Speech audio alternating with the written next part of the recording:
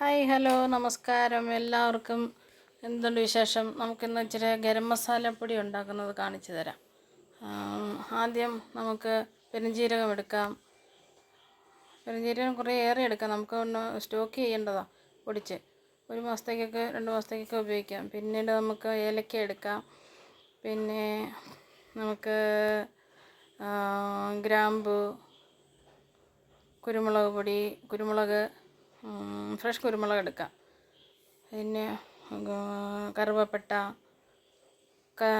തക്കോലം, പിന്നെ കരയാമ്പൂ, ഗ്രാമ്പു, പിന്നെ നമുക്ക് ഇല, ബിരിയാണിക്കൊക്കെ ചേർക്കുന്ന ഇലയില്ലേ, അതെല്ലാം കൂടെ നമുക്ക്